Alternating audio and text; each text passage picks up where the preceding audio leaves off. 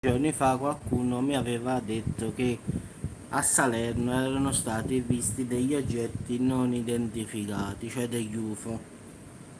Lì per lì ho provato a cercare notizie, ma non avevo trovato nulla. Invece ieri sera ho trovato finalmente la notizia. In effetti un giornalista di un'emittente di Salerno avrebbe ripreso proprio la scena di una, diciamo, di una flotta che poi in realtà non si capisce bene se sono UFO oppure non so che cosa possono essere. Sono tutti puntini bianchi che camminano tipo uno sciame, quindi non si riesce a capire bene che cosa siano. A primo impatto sono oggetti non identificati, quindi uno la prima cosa che dice sono UFO, quindi però giustamente c'è chi ritiene che possano essere pure come si chiamano quelle cose le lanterne cinesi, però le lanterne cinesi sono di un altro colore, non sono bianche.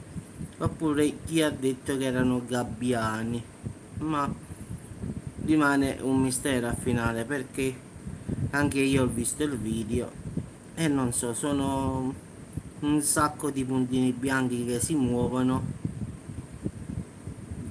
diciamo verso destra in questo diciamo video, e diciamo che si muovevano in ordine sparso, quasi diciamo informazione. Quindi non possiamo sapere che cosa siano, chi ha detto che erano lanterne cinesi, chi ha detto che erano UFO, chi uccelli. In effetti ragazzi, se volete vedere il video basta che voi andate su Google e scrivete, che ne so, strano avvistamento nei cieli di Salerno e sicuramente troverete subito il video. L'ho visto il video, non so, anche a me non sembrano, diciamo, UFO in effetti, però non si riesce a capire che cosa siano, anche perché saranno più 30-40 puntini bianchi che camminano sulla destra, diciamo, quindi non lo so.